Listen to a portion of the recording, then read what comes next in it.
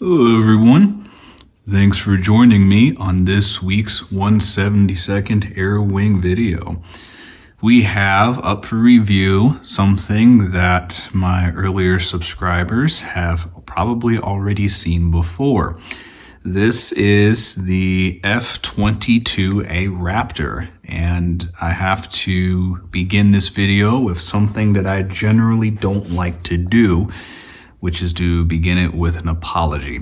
So I had a plan as of last year when one of my subscribers asked me to do a full review of the F-22. I put it on the calendar to tackle the subject this month. And at that time, HobbyMaster had scheduled a 172nd release of the 422nd Test and Evaluation Squadron F-22, which has some of the 6th generation chrome finish, which would have been a really good transition to do a review of that one this year, right? And then talk a little bit about the next generation air dominance and what that means for what we even define a fighter pilot to be in the coming years. So that was my plan at the juncture of last fall, and I put a note again to revisit the topic of the F-22 once that 6th generation Raptor test bed had been released. So I'm just for the record, I'm calling it chrome because honestly, we don't really know what the material of that Raptor test vehicle is. The suspected thought is it's used for infrared suppression to decoy heat-seeking surface-to-air missiles and air-to-air missiles, but as you can imagine, the precise details of that technology are classified, and I suspect it will remain so for a substantial period of time. So, lacking any further information from the Air Force, I'm calling it chrome because it's shiny as all get out. Now, again, my thought was once I got that model from HobbyMaster in hand, I would do a full review of the Raptor, and the life would be good. There would be songs from heaven, manna from the rocks, bread from the skies, libations from the gods, etc., etc. Well, as you can see from this video, that plan did not exactly come to fruition. HobbyMaster basically, I think almost right after last fall, delayed their release of the 422nd Test and Evaluation Squadron Raptor to this summer. So the original date was December of 2022 when that model was supposed to come out. I figured 3 months of buffer time for the model to make it through the logistics pipeline to my local retailer. And unfortunately, that didn't pan out because HobbyMaster's delayed it now until summer of this year. So hopefully I can get my hands on that at that point in time, but obviously that left a major hole in my plan to talk to the F-22 at some point, and I didn't want my subscriber, John Tardigrade, thinking that I had just blown him off entirely. So we'll revisit the topic of the F-22 and what the test and evaluation version means for the NGAD later on this year. So until then, we will do a full review of the F-22. To John Tardigrade's point, there's not much out there in full reviews of the 172nd scale models, and I'm kind of surprised at that because this is one of the more notorious air superiority fighters ever put into production service. So since no one else has stepped into the breach, I will gladly do so here and now for you folks. So once again, this will be somewhat old news for those of you that have seen my showcase video, but we'll jump into the info at hand. This is an F-22A, an earlier release from HobbyMaster. This is in the 325th Fighter Wing 43rd Fighter Squadron colors. The home station for this squadron is Tyndall Air Force Base. However, after hurricane damage, the squadron relocated to Eglin, where they are, as I understand it, currently operating from, doing all the fun air superiority things. Now, obviously with things developing in the NATO sphere of events, They have done some overseas rotations, I'd imagine, and the F-22s, as I make this video now, are contributing to air defense operations on the border of NATO near Eastern Europe. So we'll see how that turns out. Hopefully by the time you're watching this, that situation has come to a satisfactory conclusion for the Ukrainians, but as of this moment, it's been a full year, and the Russians are busy sending their troops to die at the hands of the Ukrainians. And it's a rather sad situation, but we do not have a resolution as yet, except that negotiated peace with a guy like Putin seems to be a foolish and impossible pipe dream. We'll see how that turns out. Now, on to the fun stuff, which is the F-22 at hand. So the F-22 program got its start from a request for proposals issued in 1981, and the proposal was called Senior Sky. In response to the proposal, which was to create a next-generation air superiority fighter to counter the release from the Soviet Union of the Su-27 and the MiG-29 Fulcrum. So of this proposal, 7 U.S. contractors responded to the request for proposals. And out of those 7 requests for proposals, after 5 years of evaluation and analysis, 2 contractors emerged for further demonstration and awarding of the prototype contract. So to explain that a little bit further, ever since the 1970s, the Pentagon has moved forward with a plan to prototype the next generation aircraft design. So instead of things being done like the 50s and 60s, when there would be analysis and discussion, and then one company would be given the contract from a prototype to production, as was the case with the F-4 Phantom as implemented by the Navy, as well as the F-111, among other examples. Now the way of moving forward, and it still even was done with the Joint Strike Fighter, is to narrow down the competition to 2 final contractors who then build prototypes. And the prototypes are then evaluated for consideration by the Air Force, in this case, for later full production. So the prototypes were built by 2 contractors, 2 of the semifinalists. One was Lockheed Martin and the other was Northrop Grumman. It is worth noting here that whenever you're working with finalist contractors, it's not all done and built by that company.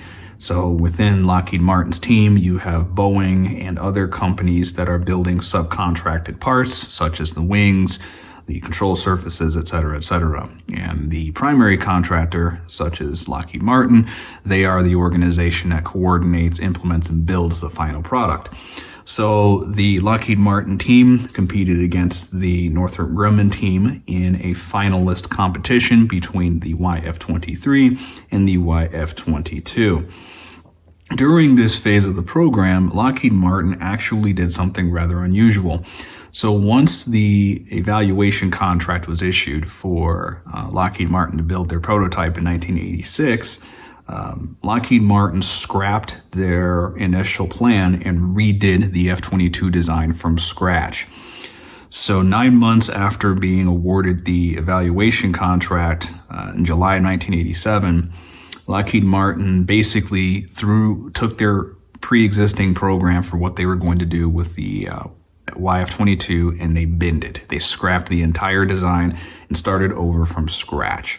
So they reconstructed the F-22 design in July of 1987, and between July and October, they rebuilt their prototype to the form that we more or less associate now.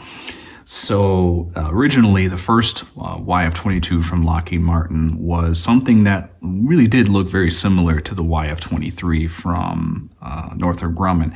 So it's interesting that the company took the risk that they did in completely scrapping their original design and going with something brand new from the ground up and doing it in basically a matter of months, which is extraordinarily unusual. And it's kind of interesting that that happened when you consider that the the F-35 program has taken so much more time. That said, though, the F-35 program had a much bigger scope than the F-22. So the changes that Lockheed Martin made were to the wing design, the horizontal stabilizers, and the vertical stabilizers, which are the parts shown here, here, and here. Once the updates were done, the competition proceeded to bring the YF-23 up against the YF-22, and the competition came to a resolution in August of 1990. So at that point, the YF-22 was selected against the YF-23 from Northrop Grumman based on the fact that the YF-22 was a more mature design. The YF-22 also successfully demonstrated firing air-to-air missiles from its internal launch bay, which was something that the YF-23 had not completed because the YF-23's missile bay was an item that was still under development. So given that, and that the YF-22 prototype had successfully demonstrated supercruise versus the YF-23, these factors contributed to the YF-22 winning the Advanced Tactical Fighter competition in 1990. So another point to note here, supercruise refers to the ability of a tactical fighter airplane to travel at supersonic speed without using the engine's afterburner. So on fighter aircraft powered by jet engines, there is a feature built into them which allows the injection of fuel into the hot exhaust. And this generates more thrust, which of course makes it easier for a jet fighter aircraft to travel supersonically. The downside to this approach is that it is a very, very efficient way to literally light money on fire because you are burning fuel exponentially faster than you would in a normal operation of the engine.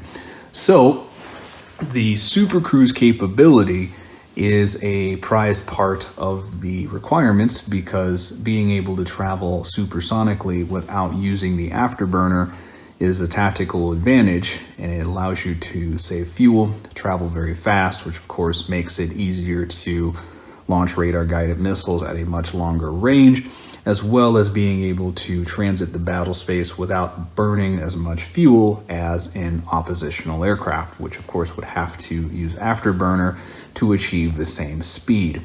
So this was a capability, of course, that the Air Force was very interested in evaluating, and the fact that Lockheed Martin's design demonstrated this against the YF-23, which did not, represented a quantitative advantage in the competition. So in April 1991, the $9 billion in current year money at the time contract for the Advanced Tactical Fighter was awarded to the Lockheed Martin and Boeing and General Dynamics team. And I say that because Lockheed Martin was the original contractor of the F-22. However, Boeing and General Dynamics contributed to construction of various components. Once again, Lockheed built the main aircraft in Georgia. Boeing contributed by building the wings and the tail section at their plant in Seattle, whereas General Dynamics, the manufacturers of the F-16, built the middle fuselage, which is essentially this section here, in their plant in Fort Worth, Texas. It should be noted that after the contract was awarded, General Dynamics sold their aviation division to Lockheed Martin, so that production setup went in-house after the F-22 program was approved for a full contract. So the first YF-22 was, or I should say the first production F-22 was presented and built in 1997, with the final F-22 being built in 2009 after 183 operational aircraft were built.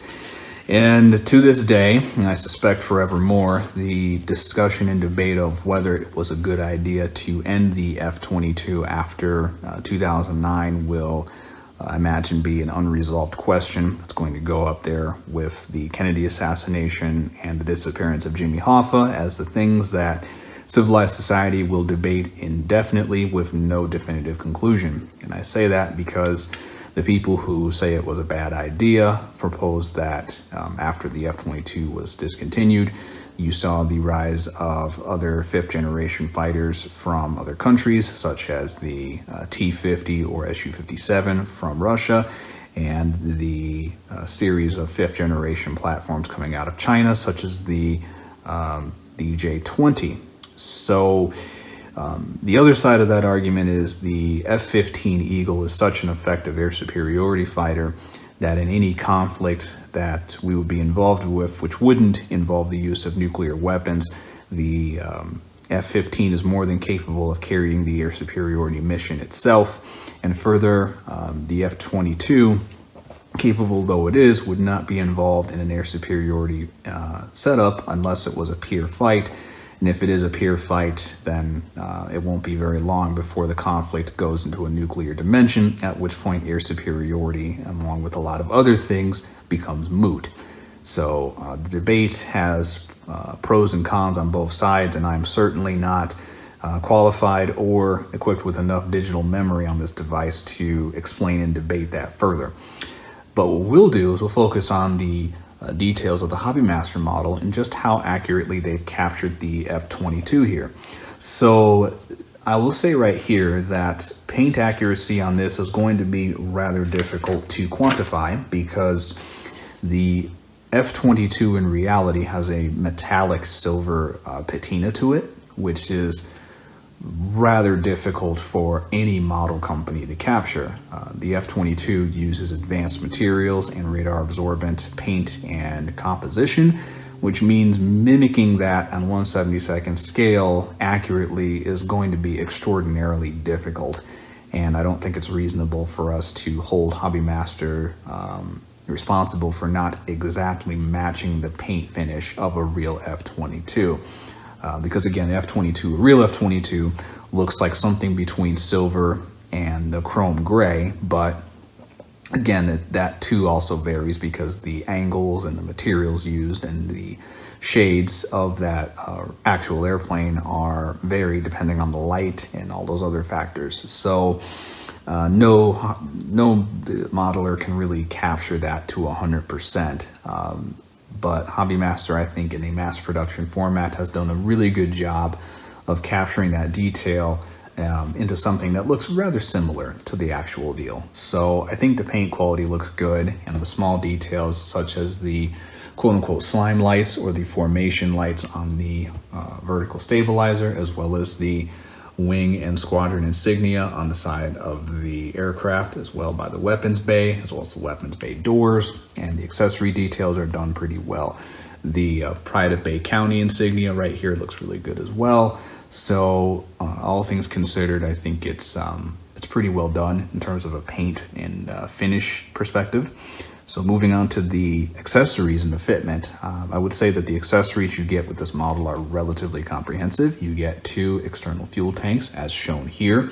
You also get, in addition to the 2 external fuel tanks, 2 weapons bay inserts for the left and the right side to accommodate AIM-9X missiles. Note that I did remove those before the video because I'm working on integrating those on a different project. But if you get this release, now, I imagine it's true of the other F-22s. I don't think HobbyMaster would not include the AIM-9Xs, but as you purchase them, they will come with 2 AIM-9Xs on the interior trapeze launchers. And the way these work is the weapons bay doors open, the AIM-9X comes out, and then it's launched, and the process happens extraordinarily fast within about 1 second from start to finish. So you do get a set of those, and you also get a weapons bay insert. So this cover comes out, and then you can display inside the weapons bay your personal choice of either 8 AMRAAM missiles, or with this release you get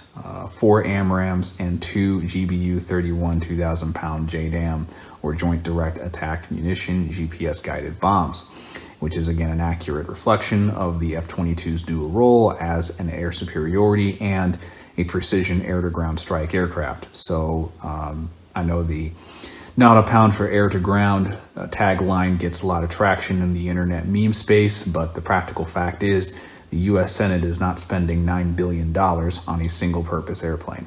Not gonna happen. If they're gonna spend $9 billion checks on stealth fighters, those airplanes are going to be capable of more than just flying around boring holes in the sky. So as such, even the F-15Cs have a rudimentary air-to-ground capability and actually have done strafing missions in various Middle Eastern conflicts, because at the end of the day, the only single mission airplane that you're ever going to see is pretty much going to be on a drawing board. Even aircraft like the A-10 serve multiple roles. So when someone tells you that an airplane has not a pound for air to ground, they've either read the wrong book or they don't understand the political reality of spending billions of dollars on acquiring fighter aircraft for an operational military. So coming back to the F-22, those accessories that I mentioned, the missiles and Me-2 guided bombs, do fit and attach really well. So I do like the fact that HobbyMaster, at least in this release, has done a good job of keeping the weapons fit tight and properly done. So it does come with a stand, not this one. I'm using a leftover Panzerkampf router style stand since I purchased the J6C last year, but I don't display it on the stand, so I just have it on my shelf to use when I do videos like this. So I don't use the HobbyMaster stands. It's not because I have a problem with them. It's easier for me to get good angles and good shots with these models if I use a router style stand for filming purposes. So that's why you see it on that here. It does come with a HobbyMaster stand that fits essentially right here in the middle. You do get a cover which can be installed. So if you don't want to use the stand, you can display the F-22 and there won't be this black line in the middle showing where the stand would fit. And overall, I think it's a really good representation of the F-22. And for the price, which is about $120 to $150, depending on where you look, I think it's a good purchase. I will say that if you are somebody who's a fan of a specific F-22 release, keep your ears and eyes on social media and to the ground. Make sure you are staying on top of the news with that, because if you don't pick them up right away, they tend to appreciate rather quickly in price. So I noticed when I was doing some preliminary research on this video, or actually I was doing the research on this video, not preliminary, I looked at the price on eBay for this, and I think there was one on sale for over $220 something, shipping extra. So don't wait. If you do like the F-22s and there's a particular release or squadron you want to pick up, buy it new and buy it quick, because once they come out of the primary retailers, they are extraordinarily expensive on the secondary market. So if you can get them at a new price, the F-22 is a pretty decent deal. It's not what I would call a bargain in the 1/72nd display space, but you do get a reasonable product for your money. And aside from certain issues with the configuration of the joint between the intake here and the side of the aircraft, I think the side of the fuselage could have been blended a little bit better there, but that's honestly me just being on planet nitpicky. Honestly, the rest of the model looks pretty solid, and I'm glad to have it in my collection. So for those of you that might not like the fact that there's some dust in the earlier shots, just understand that I do display this one. So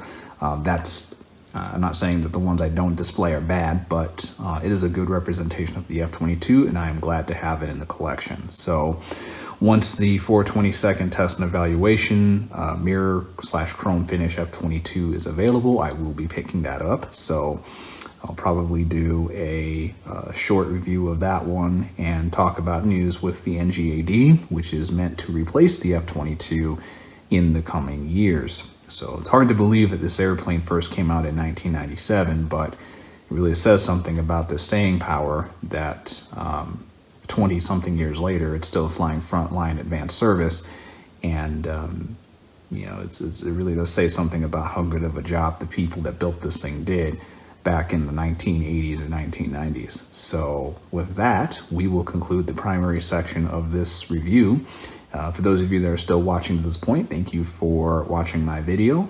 Please check out the other ones on my channel if you want to see some other 1/72nd scale showcases and reviews. All of the videos that I've produced to this point are of my own personal collection. I don't do at this point reviews or professional loans or evaluations of them. All of the ones that you see on this channel are models that I have purchased at one time or another with my own money. So if you're looking for a negative review, you're probably not going to see it because I'm not going to spend my money on something I don't like, right? So with that, we'll conclude that piece of things, and I will leave with a request. If you like my content, my videos, please consider subscribing. That way you will be notified of my latest video release. And if you have a particular model that you'd like to see a review on, especially something like an F-101 or an F-111 or something like that, and you see something on my channel that you'd like me to talk more on, please leave your request in the comment section of this video or whatever video you happen to have the inspiration for the request of. And I will pick it up, and I can't promise that I will reply right away, but I do check the channel and the correspondence on it. So just like John Tardigrade's request for this video, if there is something you want me to do another video on, I will pick up that request in the channel and I'll make arrangements to get the video out. So once again, thank you all for your patronage and watching my videos, and we'll catch you in the next one.